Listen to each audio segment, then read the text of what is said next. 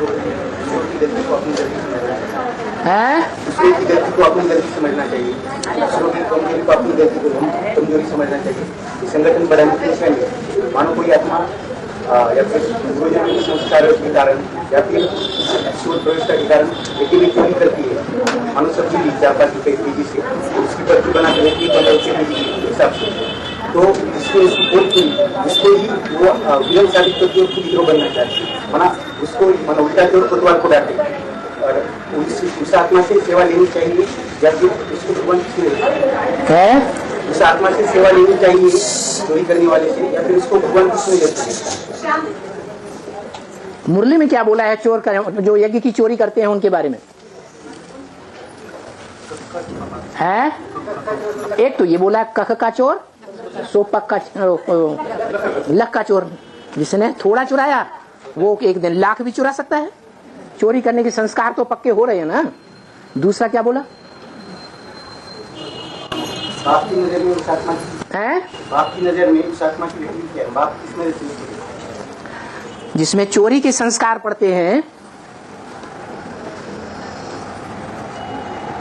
वो बाप की नजर में नीचे का मणका बनेगा या माला का ऊंचा दाना बनेगा? जो माला में नीचे के मणके हैं वो विधर्मी हैं या स्वधर्मी हैं? है? और विधर्मियों के प्रति बोला है शक्ति स्वरूप बनना है, प्यार की आंख से नहीं देखना है, नहीं तो और बिगड़ते जाएंगे। बिगड़ेंगे या सुधरेंगे? और ही बिगड़ेंगे। प्यार की भाषा उनको सुहाती नहीं है, वो सुधरेंगे नहीं और ही बिगड़ेंगे। जैसे ब्रह्मा के अव्वल नंबर बच्चे सूर्यवंशी चंद्रवंशी प्यार की भाषा ब्रह्मा की भाषा से सुधरते हैं या बिगड़ते हैं? सब नहीं, जो पक्के चंद्रवंशी सूर्यवंशी हैं, जो पक्के सूर्यवंशी हैं वो तो हैं ही अव्वल नंबर धर्म के, लेकिन जो चंद्रवंशियों में पक्के हैं वो हैं लक्ष्मी जैसी आत्माएं, जो अपने को आखिरी चंद्रवंश से सूर्यवंश में कन्वर्ट कर देती हैं। सुबह का भूला शाम को घर आ जाए तो भूला हुआ नहीं कहा जाता। तो वो चंद्रवंशी भी स्वदेशी हुए, स्वधर्मी हुए या विधर्मी हुए? स्वधर्मी। बाकी जितने भी ब्रह्मा की गोद में खेलते हैं, सारी दुनिया ब्रह्मा की औलाद है या नहीं? तो बाकी जितने भी कम कुरी वाले ब्राह्मण हैं, जो ब्रह्मा की गोद का प्यार तो लेते हैं लेकिन प्यार का अच्छा फायदा उठाते हैं या नाजायज फायदा उठाते हैं? नाजायज फायदा उठाते हैं। और ब्राह्मणों की दुनिया में अवनति के कारण बनते हैं, ब्राह्मणों को गिराने के कारण बनते हैं या ऊंचा उठाने के कारण बनते हैं? तो उनके प्रति कैसा रवैया धारण करना चाहिए? है महाकाली का रूप धारण करना है, प्यार का रूप धारण करने से वो और बिगड़ेंगे। इन चंद्रवंशी जो अपने को सूर्यवंश में कन्वर्ट भी नहीं कर पाते, आदि से लेकर के अंत तक संगम युग में भले पढ़ाई पढ़े, भले भगवान के सामने कहें हम भगवान के बच्चे हैं, हम भगवान से पढ़ाई पढ़ते हैं, पढ़ते भी हैं, क्या धारण भी करते हैं? धारण नहीं करते। तो ऐसी आत्माएं जो हैं कमजोर कुरी वाली, वो कम कलाओं की ब्राह्मण, वो कम कलाओं के देवता बनेंगे या 16 कला संपूर्ण देवता बनेंगे? और जो कम कला वाले देवता बनते हैं वो द्वापर युग से और धर्मों में कन्वर्ट होंगे या नहीं होंगे? सब कन्वर्ट हो जाते हैं, सब भारत को धोखा दे जाते हैं। धोखेबाज, दगाबाज, अवज्ञाकारी, नाफरमान, बेवफा, बेईमान की लिस्ट में आते हैं। नहीं आते? आते हैं। तो उनके प्रति कैसा रवैया धारण करना है? आप जिसने प्रश्न किया उससे पूछो, हैं? हाँ, वो आत्माएं भारत की दुश्मन बन जाती हैं। दूसरे धर्मों से जाकर के मिल जाती है और भारत की जो रूहानी मिलिट्री है ना, सबसे ऊंचा डिपार्टमेंट जिसमें सबसे जास्ती सरकार का खर्च होता है गवर्नमेंट का, वो कौन सा डिपार्टमेंट है? मिलिट्री। तो ईश्वरीय परिवार की भी जो मिलिट्री है, उस मिलिट्री के से जन्म जन्मांतर टक्कर लेते रहते हैं। बार बार भारत में आक्रमण करते हैं कि नहीं? बेईमान है या ईमानदार है? पसीने की कमाई खाते हैं या चोरी डकैती की कमाई खाना चाहते हैं? भारत में आकर के इन्होंने कितने अत्याचार किए।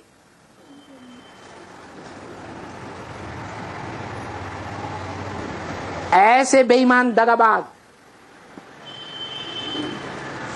वो आत्माएं प्रत्यक्ष होने वाली हैं, संसार की नजरों में आने वाली हैं।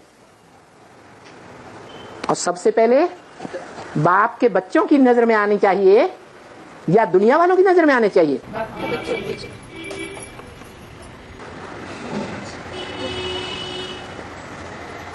तो ऐसी आत्माएं जो जन्म जन्मांतर की अवज्ञाकारी, बेवफा, नाफरमान, बेईमान आत्माएं हैं, जो उन धर्मों से आखिरी जन्म में ड्रामा प्लान अनुसार भारत में खिंच कर आती है और नंबरवार कुरी के ब्राह्मण बनती हैं, जिनके लिए गीता में भी कहा है चातुर्वर्ण्यम मया षष्ठम गुण कर्म विभाग से। क्या? मैंने, भगवान ने 4 वर्ण रचे हैं मनुष्य आत्माओं के, ब्राह्मण, देवता, क्षत्रिय और ब्राह्मण सो देवता, वो तो एक ही हो गए। तो देवता, क्षत्रिय, वैश्य और शूद्र।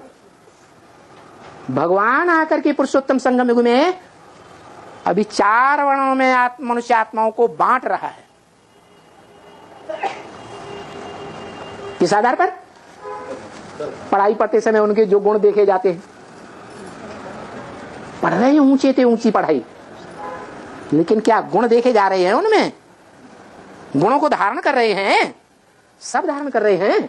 नहीं। गुण और उनके कर्म प्रैक्टिकल में क्या कर रहे हैं, कर्म इंद्रियों से क्या कर रहे हैं, और उनका स्वभाव दुखदाई है या सुखदाई है, वो देखने में अभी आ रहा है या नहीं आ रहा है? आ रहा है। ऐसी तमो प्रधान आत्मा बन जाती है, दुख दिए बगैर रहते ही नहीं।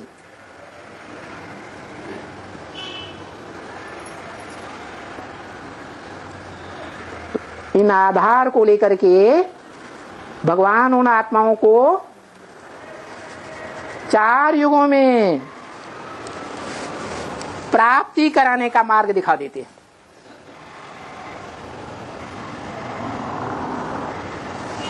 फर्स्ट क्लास गुण, कर्म और स्वभाव को धारण करने वाले ब्राह्मण सतयुग में देवता बनते हैं। सेकेंड क्लास त्रेता में क्षत्रिय बनते हैं। और थर्ड क्लास द्वापर युग, द्वैतवादी द्वापर युग में विषयस बनते हैं, विष की औलाद बनते हैं, व्यभिचार की औलाद बनते हैं। जैसे कीड़े मकोड़े हैं, व्यभिचार के बगैर रह नहीं सकते। जानवर हैं, व्यभिचार के बगैर रह नहीं सकते। जैसे रशियंस हैं, नास्तिक, व्यभिचार के बगैर रह नहीं सकते।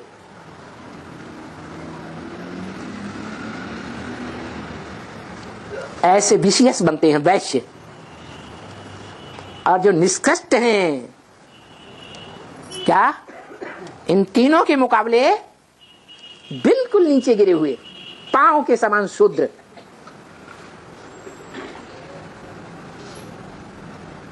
वो शूद्र हैं, क्षुद्र।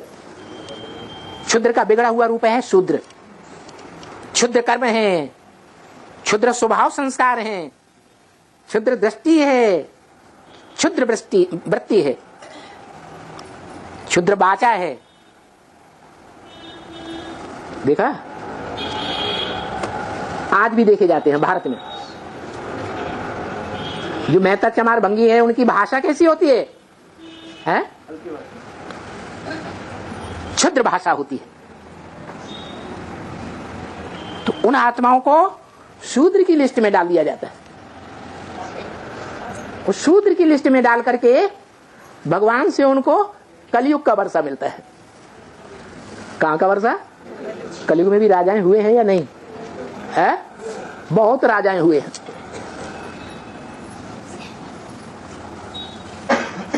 और वो कलयुगी राजाएं ज्यादा दुखदाई हुए हैं, ज्यादा भ्रष्ट हुए हैं, ज्यादा पतित हुए हैं, या और युगों के मुकाबले कम पतित हुए हैं? ज्यादा तमो प्रधान बनते हैं और प्रजा को ज्यादा दुख देते हैं। तो बल राजाएं बनते हैं। होते तो नंबर बार ही है, लेकिन राजाएं तो बनते हैं। तो संगम युग में ब्राह्मण बन करके उन्होंने कुछ न कुछ पुरुषार्थ किया है, लेकिन शूद्र किस्म के हैं। जैसे ज्ञानानंद का नाम सुना है? कैसा था? है शूद्र कुल का था या उच्च कुल का था? शूद्र कुल का। कैसा स्वभाव संस्कार हुआ है? दुखदाई हुआ ना। तो ऐसे ही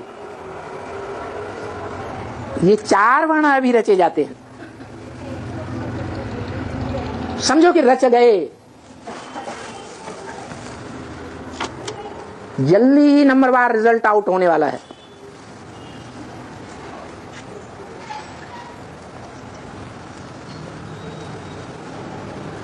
कोई हंसेंगे, प्रसन्न होंगे, और कोई रोएंगे।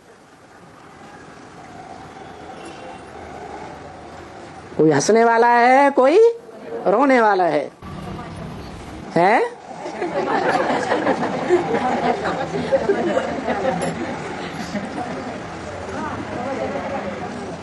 कहा जाता है खून के आंसू बहाएंगे, लेकिन कुछ भी कर नहीं सकेंगे। क्या प्रश्न पूछा था? जो यज्ञ में चोरी करते हैं, हाँ, तो उनको भगवान किस नजर से देखते हैं? भगवान तो बाप है। बाप अपने बच्चों को किस नजर से देखता है? बाप की तो बच्चों में आस रहती है। क्या आस रहती है? बच्चा आज नहीं तो कल सुधर जाएगा।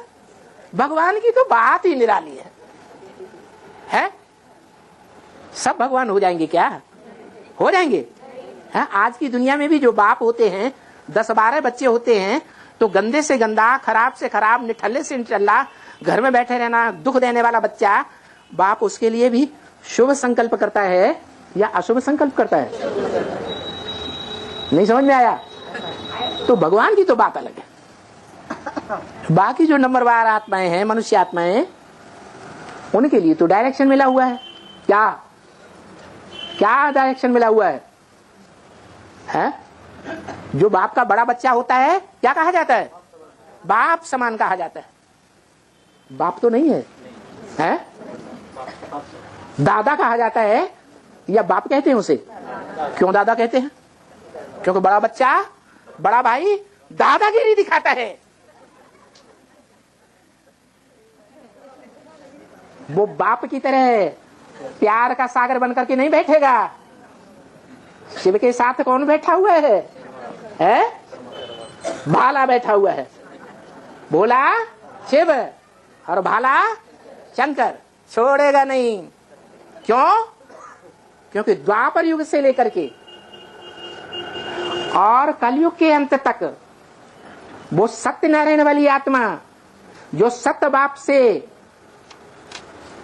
सत्य ज्ञान धारण करती है, वो द्वापर से लेकर के कलयुग के अंत तक झूठों से टक्कर लेती है या नहीं लेती है?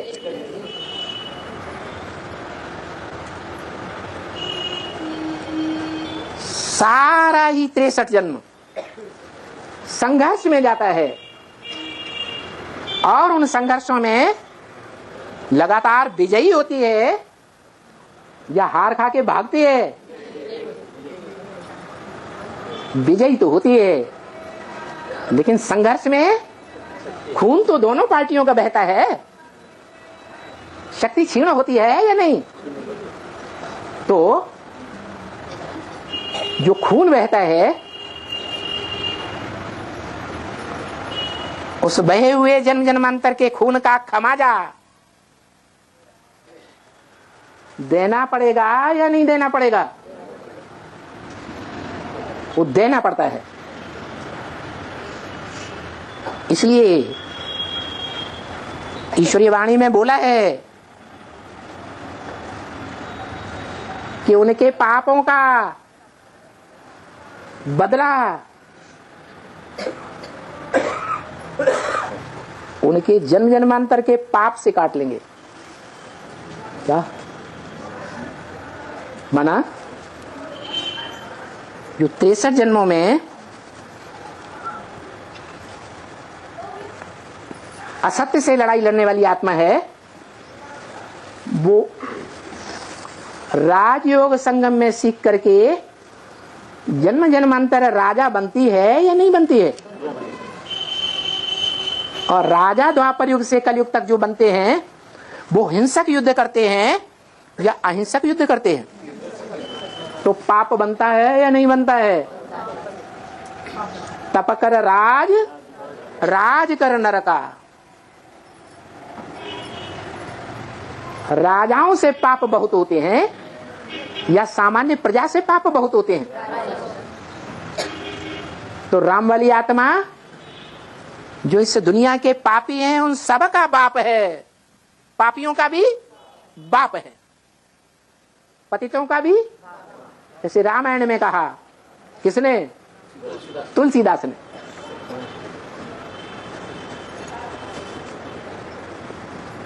अपने अपने ग्रंथों में, अपने रचे हुए ग्रंथों में अपनी ही कथा कहानी लिख दी। तो तुलसीदास वाली आत्मा कौन सी आत्मा हुई? राम वाली आत्मा ने अपनी ही बात लिख दी। मैं पतितन को राजा, मन अंदर से अनुभव भी करती है कि इन दुष्टों से युद्ध करने में दुष्टता का सहारा लेना पड़ता है या नहीं लेना पड़ता है? लोहे से लोहा काटा जाता है या मिट्टी पत्थर से काटा जाता है? विष से विष मारा जाता है या अमृत से विष मरेगा? है एक घड़ा भरा हुआ है दूध का, उसमें आधा बूंद विष का डाल दो तो सारा अमृत बनेगा? सारा ही विष बन जाएगा। तो बताया, इस पाप की दुनिया में रहकर पापियों से अगर टक्कर लेनी है तो भगवान को भी वो रूप धारण करना पड़ता है जिसे भगवान का साकार रूप कहा जाता है, भाला कहा जाता है।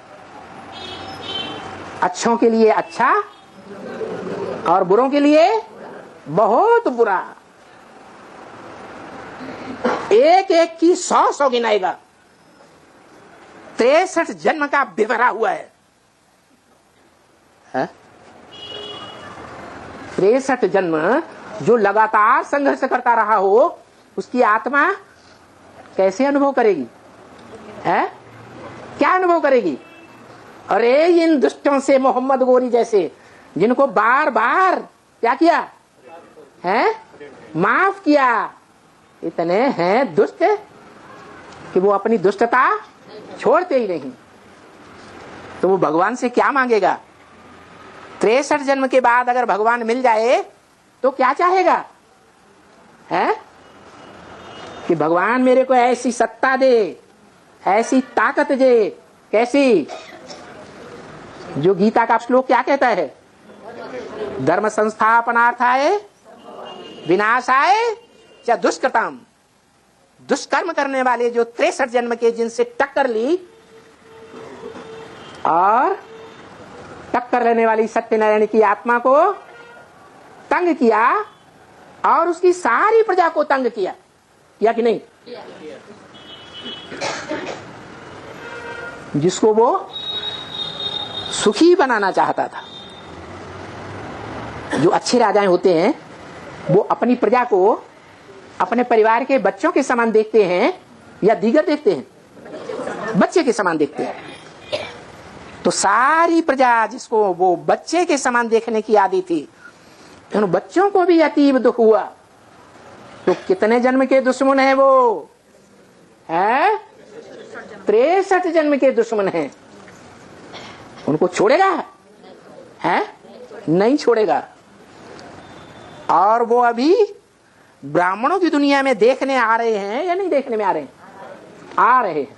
लेकिन उस भाले में वो भोला प्रवेश है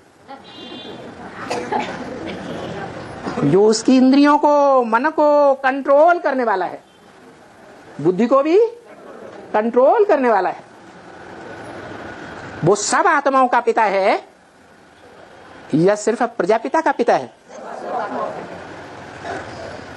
सारी वसुधा का पिता है। जो उसे मानते हैं देवात्माओं का भी पिता है। और जो विधर्मी धर्म पिता हैं और उनके फॉलोअर्स उस साकार सो निराकार को नहीं मानते हैं, उनका भी पिता है। किसी भी आत्मा रूपी बच्चे के प्रति वैमनस्य का भाव होता है बाप में, है कि कल्याणकारी भाव ही होता है। जो बोला है गीता में, मम वर्तमान वर्तन्ते मनुष्या पार्थ सर्वस्य। मैंने जो रास्ता अपनाया है कर्मों का, वो मेरे रास्ते पर दुनिया का हर मनुष्य चलता है। बाप बनता है तो बच्चों के प्रति मेरे जैसा ही स्वभाव संस्कार बच्चों के प्रति धारण करता है या नहीं करता है? मां बनती है आत्मा, तो जैसा मैंने मां बनकर के ब्रह्मा के रूप में प्यार दिया, दुलार दिया, कैसा भी दुष्ट, लुच्चा, लफंगा, कोढ़ी, काना, कुब्जा, चोर, डकैत बच्चा है, तो भी मां उसे अपनी गोद में नजदीक रखना चाहती है या दूर कर देना चाहती? तो पार्ट उस ब्रह्मा रूपी बड़ी मां में किसने बजाया? शिव ने बजाया। कृष्ण की आत्मा ने नहीं बजाया। अगर कृष्ण की आत्मा में ऐसा पार्ट बजाने के संस्कार होते तो पिछले जन्मों में भी बजा के दिखाती ना? दिखाती है? नहीं दिखाया।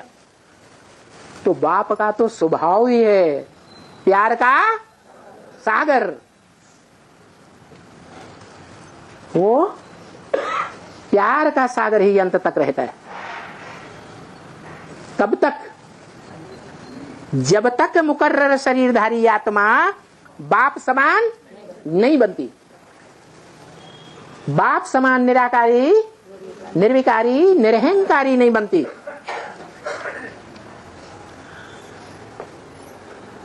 सर्वशक्तिवान प्रैक्टिकल में नहीं बनती।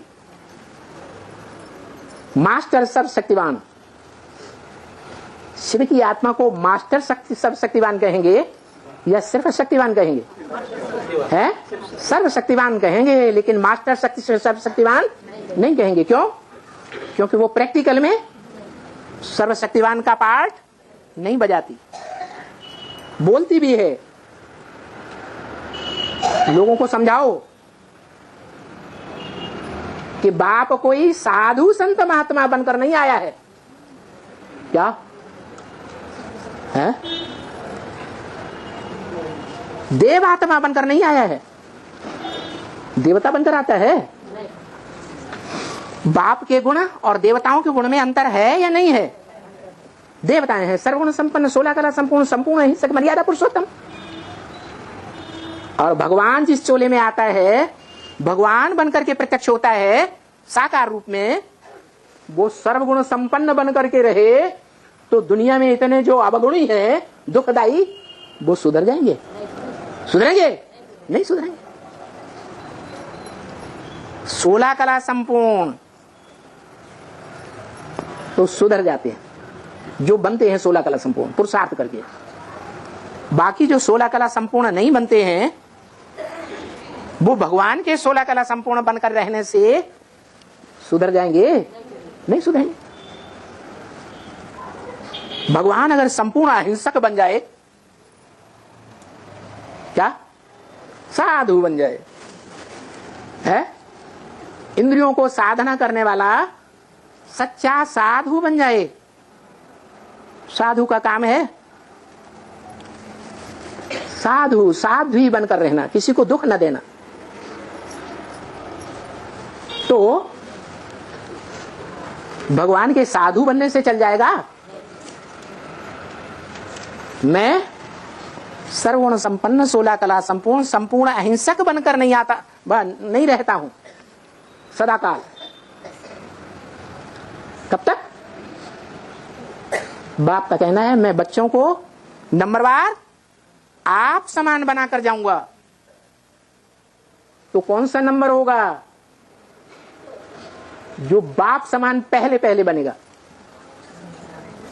अरे कोई होगा कि नहीं होगा? जो होगा बाप समान बनेगा तो बाप की तरह, बाप की जो दुकान है, ये सृष्टि रूपी दुकान, उसको चलाने में सक्षम होगा या अक्षम होगा? सक्षम हो गया। जब बच्चा बाप समान सक्षम बन गया तो बाप वानप्रस्थ लेते हैं कि नहीं लेते हैं? बाप, आत्माओं का बाप कहां का वासी हो जाता है? वानप्रस्थी, वानप्रस्थाश्रम में चला जाता है। वाणी से प्रकष्ट रूप में स्थित वानप्रस्थाश्रम में चला जाता है। ऊंचे से ऊंचा वानप्रस्थाश्रम कहां है? आत्माओं का परम धाम। वहां बैठ करके बच्चे का खेल देखता है कि वो कैसे संसार को सुधारता है।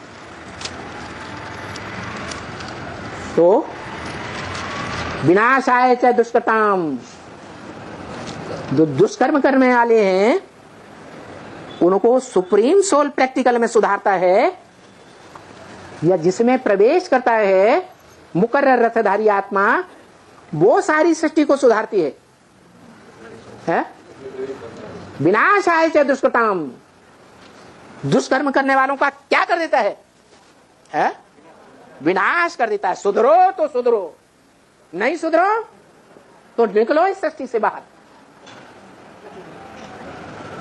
जाओ बाप के घर में बैठो।